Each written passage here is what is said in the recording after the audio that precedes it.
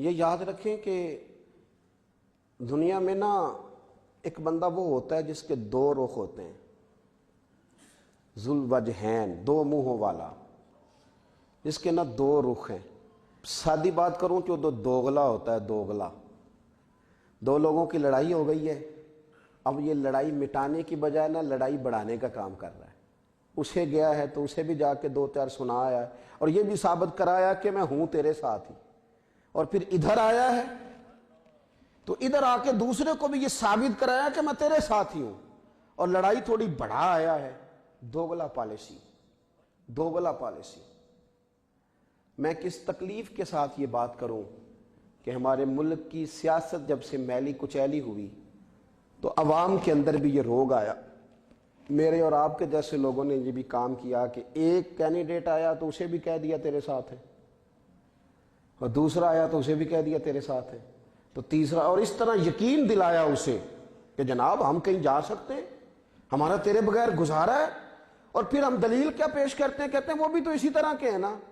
یہ کوئی دلیل تو نہیں ہے نا جی، کہ سامنے والا اگر برے نظریات کا ہے، برے افکار کا ہے، بری سوچوں کا ہے تو آپ بھی اسی طرح ڈھل جائیں گے۔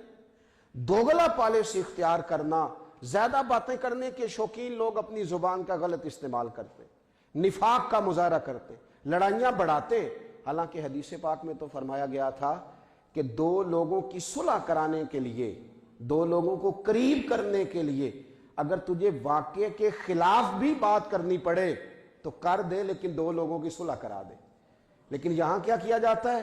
یہاں اور آگ بھڑکائی جاتی، میں تیرے ساتھ ہی ہوں جی، اور اتنا یقین دلایا جاتا ہے، اتنا یقین دلایا جاتا ہے، وہ بیچارہ مان ہی جاتا ہے کہ میرے ساتھ۔ میں نے دیکھا ہے کہ بہت سارے ناراض گروہ آپس میں قریب آ سکتے ہیں، لیکن وہ جو بیچ میں لوگ ہوتے ہیں وہ قریب آنے نہیں دیتے۔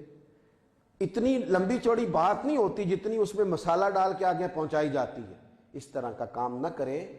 حضرت خواجہ نظام الدین صاحب محبوب الہی رحمۃ اللہ تعالی علیہ کا ایک مرید تحفے میں کینچی لے آیا۔ اس نے کہا حضور میں کینچیاں بناتا ہوں تو یہ میں تحفے میں لایا ہوں، قبول کر لے۔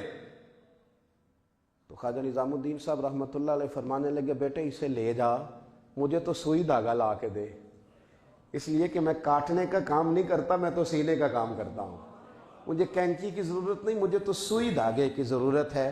حدیث پاک ترمذی میں ہے، راوی حضرت ابو ہریرہ رضی اللہ تعالیٰ عنہ ہیں۔ اللہ کے پیارے رسول صلی اللہ تعالیٰ علیہ وسلم نے فرمایا قیامت کے دن اللہ تعالیٰ کے نزدیک سب سے بدترین وہ شخص ہوگا جو دو منہوں والا ہے، جو دو رخ والا ہے۔ دو منہوں والا آدمی قیامت کے دن اللہ کے نزدیک سب سے زیادہ بدترین ہوگا۔ آپ ایک بات کریں اور سچی کریں۔